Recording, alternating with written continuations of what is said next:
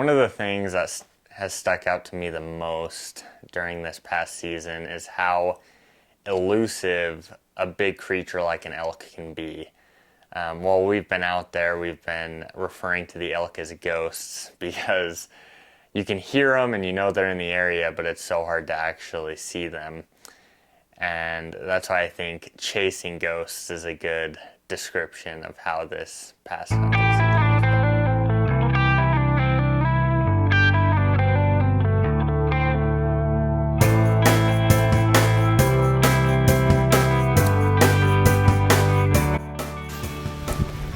This is opening day. Later in the afternoon, came here in the morning, didn't see a whole lot. We've been seeing a lot of sign. Hopefully we get one tonight. We'll keep you updated. Should get a lot of cool shots. Should be good. Yes, sir.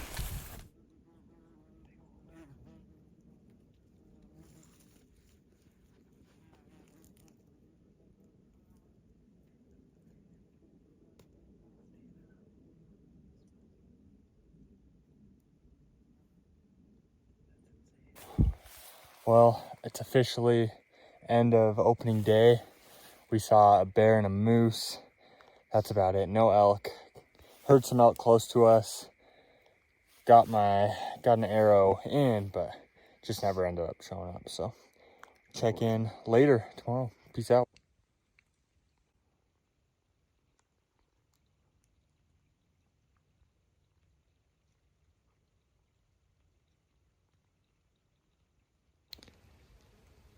So it's about 7:30 here on day 3.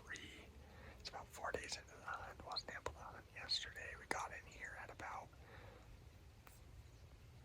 5, 4 to 5.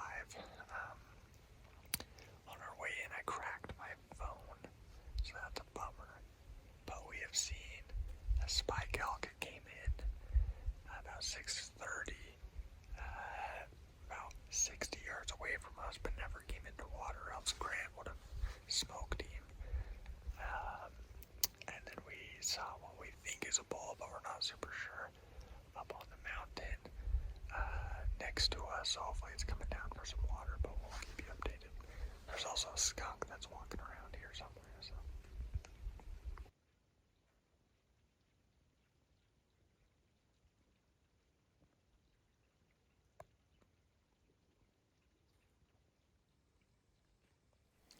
Some of my earliest memories being out in the mountains are tagging along with my dad and my grandpa as they were going elk hunting and just begging my dad to be like, take us. And I remember our first trip going, my grandpa, we actually stopped by the Walmart and he bought me a little BB gun to take with me.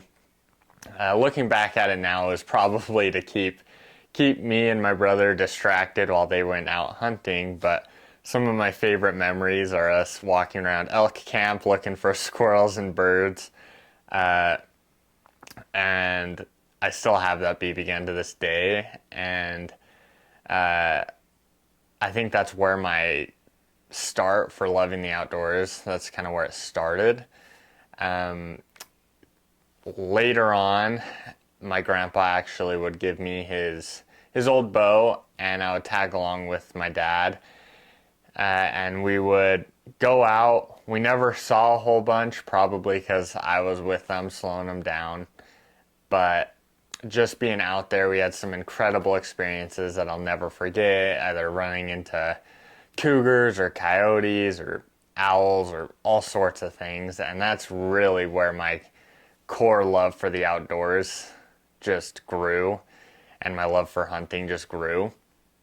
And so all growing up, I had this idea of wanting to shoot a big bull with my bow in my backyard here in Utah. And so when I finally drew this tag, I knew, I was like, okay, I gotta give it everything I got. All right, guys, we are going up. This is Monday, I think day 5 of hunting. Going up solo, just gonna go sit. Got up here a little bit later, had to work. But gonna go in tonight and just sit there and see what we see. Hopefully get a stalk on, or hopefully something walks in. I'll keep you updated though, and we'll see where that goes.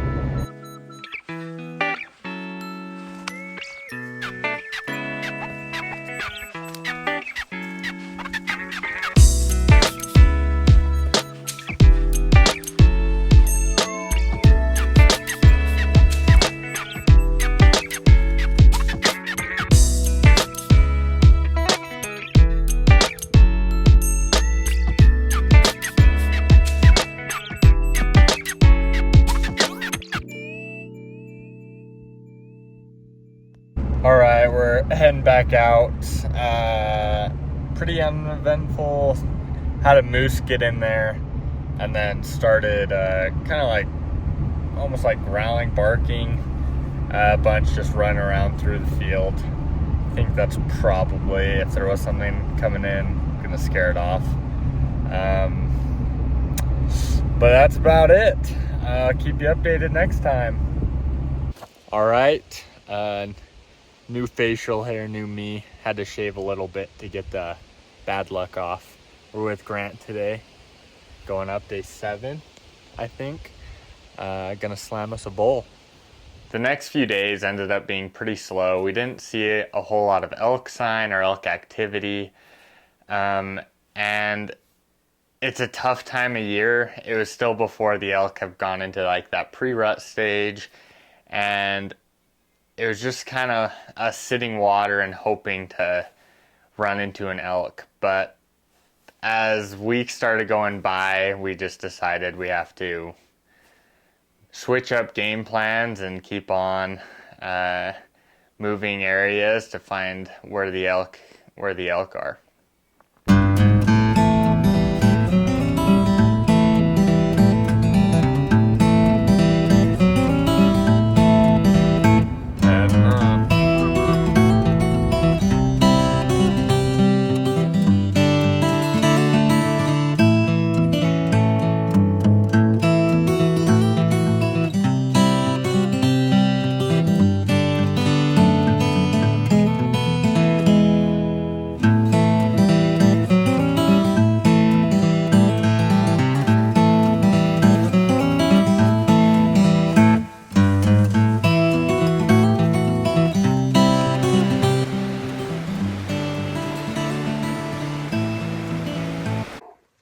Hey guys, we are hiking out here at day like 8 of hunting. We're still pretty early in the season, but don't want to waste a day. Might end up moving somewhere else because we're not seeing a whole lot, unfortunately. I don't know, it's just been a grind to try and find elk, but we'll keep you updated. We heard stuff, just didn't see anything, so. That's true. Well, we'll catch you next time. This episode's featuring Paige. Peace out.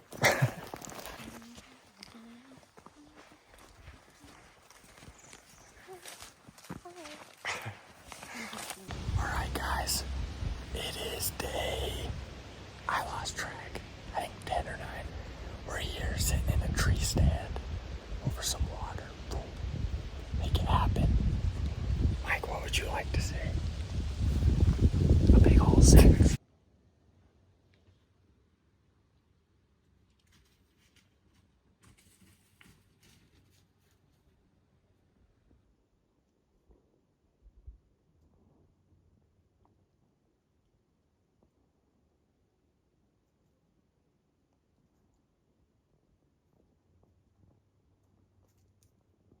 So, bad news. We didn't see anything except for some grass. But we'll keep you updated on Matt's journey. See you next time. Driver view.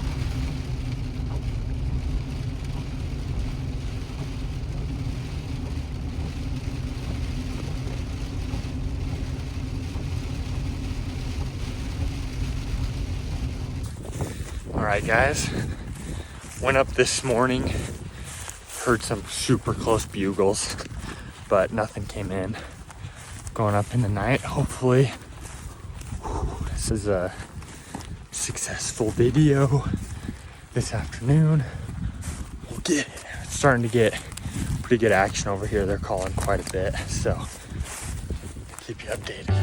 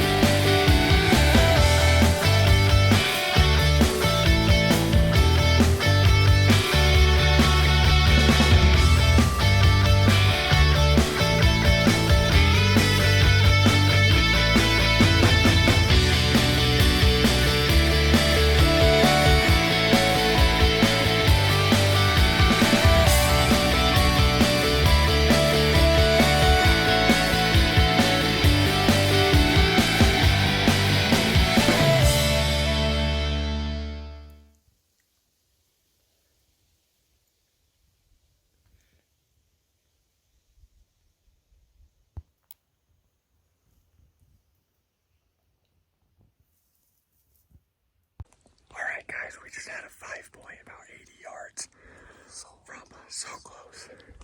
We'll get it done though. We heard a big bull, so I think we're gonna get on one. Oh, Rob.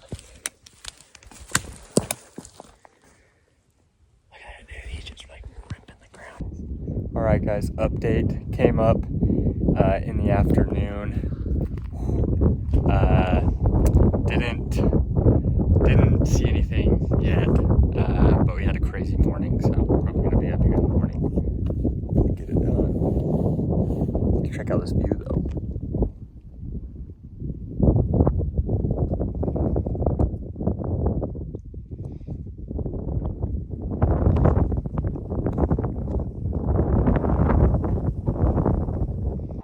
All right, guys, it's crunch time coming out Thursday morning. That means I have Friday till Tuesday, so about 4 days to get this done.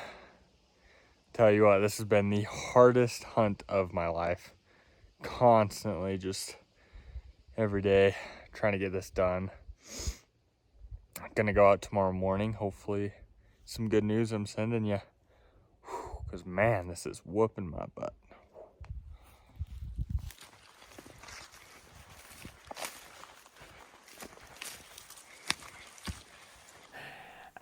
About 3 days before the end of the hunt,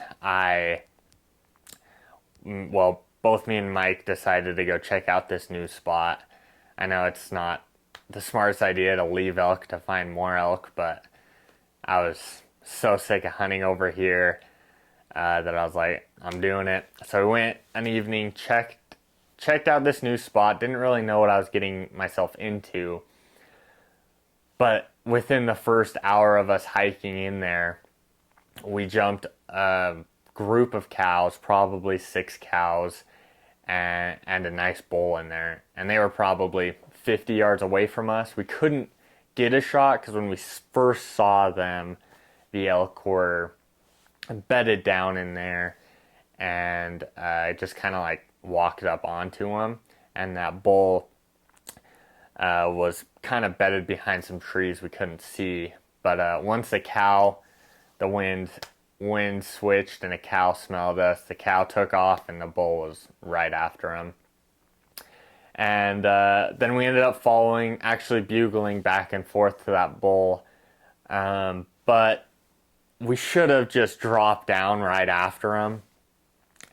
Instead, we kind of stopped calling and went up and around to try and cut them off to where they're going. Never ended up seeing them again until later that night. We were walking out. We went a few ridges over, so we were pretty far back there. Walking out, we're like, okay, we're gonna go back up to that wallow and check. Just see, maybe we'll stumble across them. Went up there, didn't see anything, but on our way down, Mike jumped 2 elk that were in front of him. One was a spike, and looking back now, we're pretty confident that second one was actually a small 6. We jumped them, and we were like, crap, like, let's try and get a stock. I don't know, tried to, but it was a little bit too late for that. So we were walking out, and we got to an opening, and it was 30 minutes before dark, and we're sitting there, and Mike goes, dude, there's a bull up there. And sure enough, just a monster, pretty sure it's a 6x7 bull, up on this hillside. Pretty far away, and we were losing light quick. But I was like, dude, I'm gonna take it. There's 3 days left on this hunt. I gotta take every chance I can. I should have made like a I don't know, a landmark somewhere to know where I was. But you know, I didn't, and just booked it down there. And as I was going down there, I saw this big double rainbow above me. And I was like, dude, it's going to happen. There's going to be like a double rainbow, a monster bull. Grandpa Chuck is out there just telling me this is where I need to be. This is going to happen. And so I end up super steep, super like just like slate rock, slippery. And so it takes me a little bit to get up there. And I finally find some good elk tracks. And I'm like, I wonder if this is the bull's tracks that's up there right now. And so I was following the tracks, and I got up to a point that I'm like, okay, I'm pretty high up here. Like, the elk could be gone. I don't know. I'm going to glass back to Mike and see if he can tell me what's going on. Well, turns out Mike couldn't see me. And I'm sitting there, binos on him, and my binos are like fogging up. I'm just drenched in sweat. Sweat's running down my eyes, like just everywhere. Got him, and I'm like, dude, like, can you see him? I'm like trying to wave my hands, and like nothing. Mike's not doing anything back to me. And I was like, well, like, I wasn't sure exactly what to do. But then I heard something behind me, and I'm like, okay, like maybe it's just like right above me. I don't know what the chances of that. So I move up just a little bit, and then I turn back to Mike, and I'm like trying to glass, I don't know, trying to glass back to Mike, like seeing if he sees me now that I'm moving. But sure enough, I hear something behind me, and I turn around. This huge bull is 20 yards above me, and all I see is him just turn around and start going back up. And I'm like, holy crap, like, that was my shot, and I somehow messed it up by not knowing where it was and just bad planning. And then I hear Mike, like, yelling down to me. It's like, hey, like, the bull's gone, like, he's off. And turns out Mike thought I was still down below, didn't realize I could get up there that quick. And I ended up yelling back, and I was like, what? Do you mean the bull that was 20 yards from me? And he's like, what do you mean 20 yards? Ended up finally seeing me, and we regrouped, and we were just, like, freaking out. Like, that was the closest I've been to just, like, a monster bull. And yeah, that double rainbow and that elk experience was enough for me to be like, hey, the last 3 days of this hunt, well, I guess now the last 2 days, I'm going to spend right here. It was a sign. I'm just going to spend them right here. I don't know if it was the anxiety or pressure, but that morning on the very last day of the hunt, I ended up waking up feeling pretty sick. And I was like, this is the last day of my hunt. I can't just call it quits. And so I was like, whether I'm throwing up on the mountain or in the car, we're heading up. And So on the drive up, I was just pounding food. And when we get there, Mike was like, "You want to take it easy? We can just kind of take a break." But I was like, "Nope.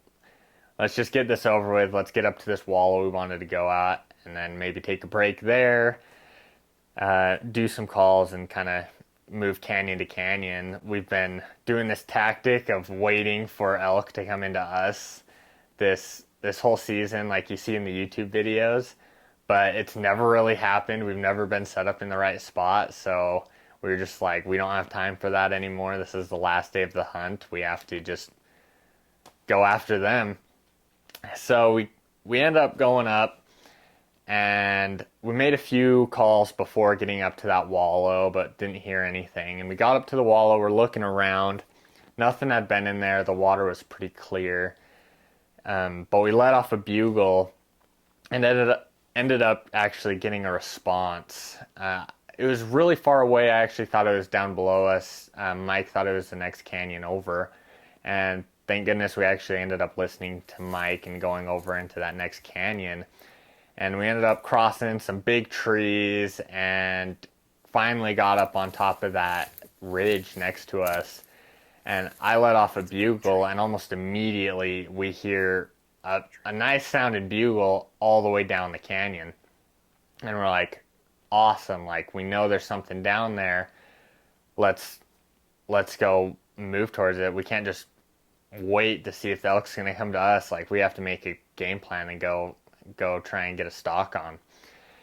And we end up going, it's pretty steep stuff, pretty thick, and we're about 5 minutes into traversing over there when that elk bugles again, and it sounded like it had cut the distance in half.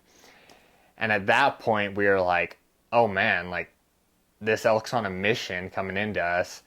We need to get set up. And so we're looking around, and I end up finding a spot that looks like a game trail had kind of come across there.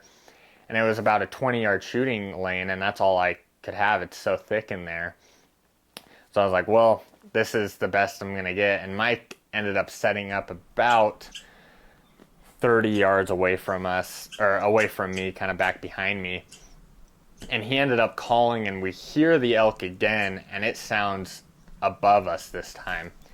And so I knew, I was like, oh no, like if it walks above me, I'm not going to get a shot.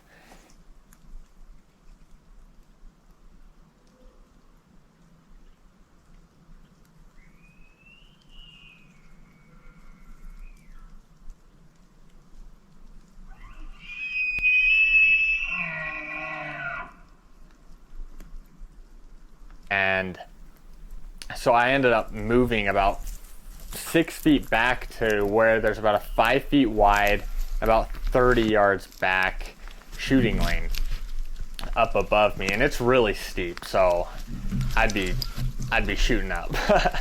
And I'm sitting there, and I have an arrow nocked, just sitting on my knees, and sure enough, about a minute later, I just see these antlers coming through the trees.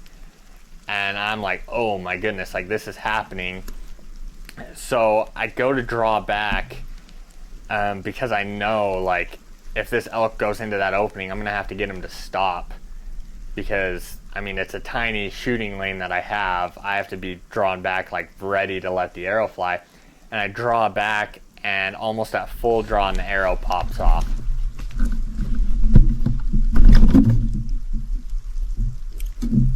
And my heart just sunk. I was like, the one time we are set up in the right spot and everything's going good, my arrow pops off, and I was just, oh, but I knew I just had to keep all my emotions in check and just undraw my bow, knock my arrow again, and the second I'm going to put my release on, I just hear the elk rip a bugle 20 yards away from me, and out the corner of my eye, I see the elk standing in that tiny opening.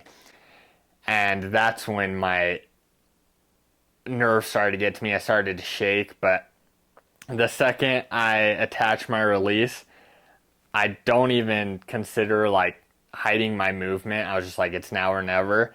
And I just draw back, look up, and and there's the elk right there. And I just remember getting into where I've been practicing shooting all summer, and just the second my nose hits my bowstring, I just know I'm in my position, and I don't remember what pin I was aiming for. I knew it was close, like super close. So I let the arrow fly, and all I remember seeing is a tuft of fur on the elk move.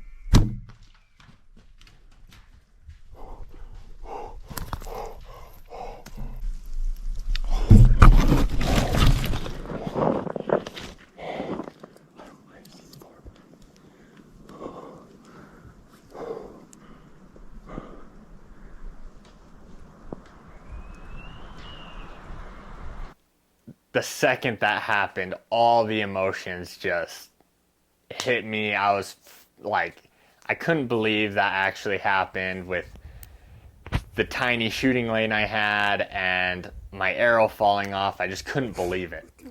I was in so much shock. And so I go up to Mike and we're freaking out. We're just celebrating. And we're like, holy cow, like, should we go see if there's some blood? We wanted to wait, give the time for the elk. We don't want to push the elk anymore. But it actually ended up starting to rain pretty hard and hail. So we were like, well, let's go check for blood, get kind of like some markers down so we know.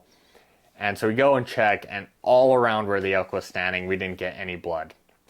No blood, and that's when a part of me was like, did I even hit it? I remember it sounded like I hit it, but I didn't even see the color of my fletchings go through the elk. All I saw was that tuft of fur. So I was like, oh crap, like kind of starting to panic that I didn't hit the elk. And so we were looking, but Mike finally turned up the first drop of blood, and it was just a drop. And so we were like, okay, there's some pressure off me. I knew I hit the elk. And we ended up trying to follow it. We ended up following the elk tracks more than the blood. And then we slowly found, okay, here's a few more drops a little bit farther away. Then here's a few more drops a little bit farther away. And then it was probably about 30 yards, we actually started seeing like, okay, here's a lot of blood. And then it ended up getting like a line. And once it got to that line, Mike was looking around, and I look up and I just see the elk toppled over into the tree. And that's when I was like, I dropped to my knees, all the emotions hit me. I just couldn't believe it actually happened.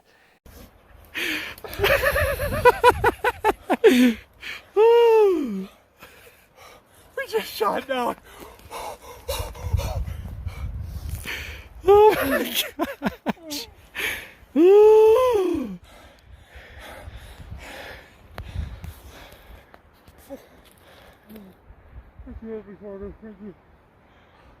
There he is, right there.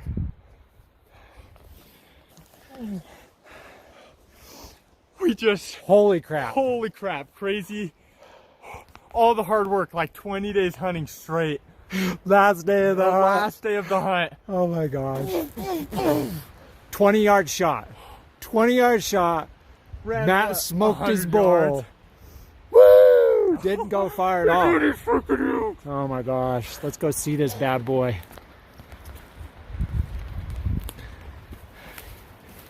Get up there, Matt. Holy shiz.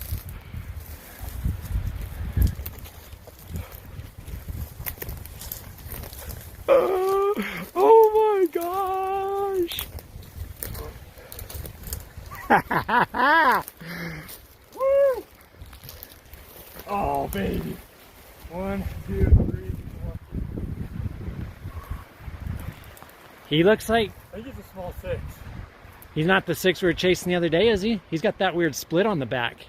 Does, could be. Oh my gosh. Dude, he is. Pull him over here. You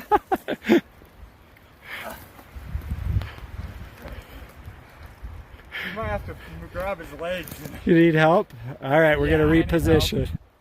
All right, guys. So after the whole hunt, practically waking up as early as I can, getting out as early as I can, every day, the last day of the hunt, everything came together. Called him in from way up the canyon, followed him down. Mike set up about 30 yards away below me, and set this guy down and walked right in front of me, uphill shot, probably 20 yards away, if that.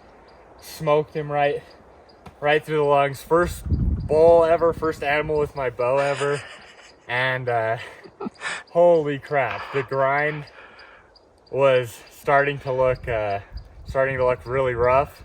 Last day of the hunt, got it done. This is why you don't give up, dude. Thank you, Grandpa Chuck. You go every day to the very last day. And all my family, sending probably bajillions of prayers that I'd actually get something, and finally smoked one, and holy cow.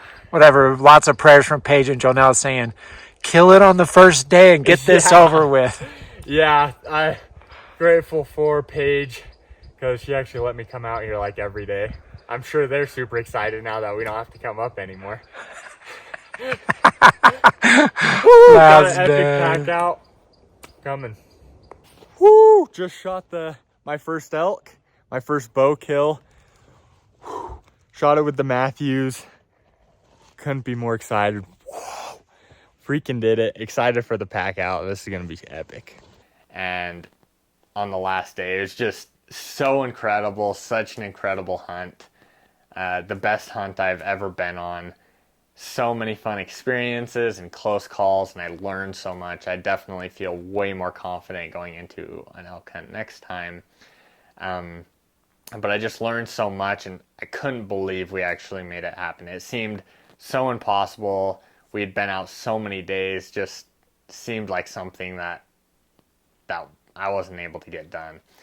But it finally happened, and on this beautiful bull, I just couldn't even believe it, seeing it over there. And it was just such an incredible day and experience. We ended up cleaning the elk, and it was like cold, but the sun ended up coming out, so it was really nice cleaning the elk and then packing it down. Everything it just turned out to be a great day, and still one of the greatest days of hunting that I've ever been a part of, and just so grateful for the experience, and hope to do this hunt again. I'll be super prepared. Well, I don't know if you're ever super prepared, but more prepared than I was this time, and learned a lot, and just eager to get it back out there. Super excited.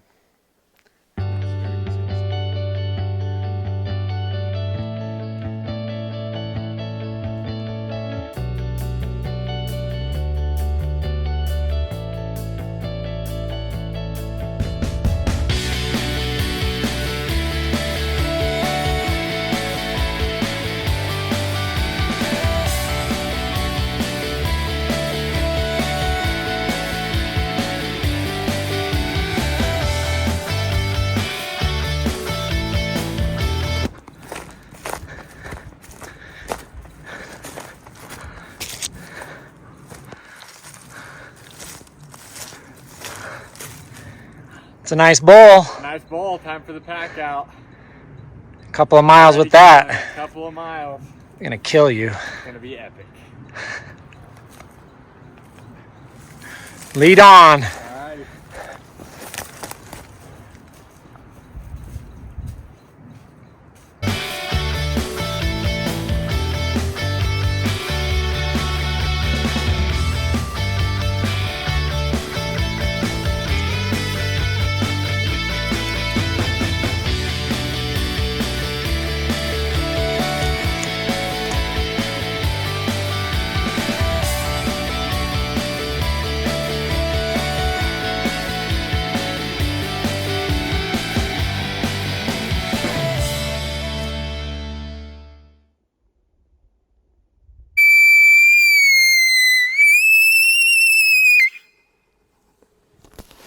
Oh, you called something in, Dad.